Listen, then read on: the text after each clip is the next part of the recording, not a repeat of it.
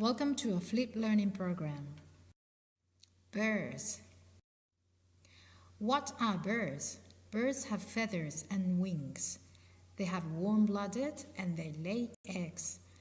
There are around 10,000 different species of birds around the world. The ostrich is the largest bird in the world. Different types of birds: colorful kingfisher, parrot, ostrich, eagle. Question time. What is the biggest bird in the world? Why do birds need feathers, and why do you think the feather is very light?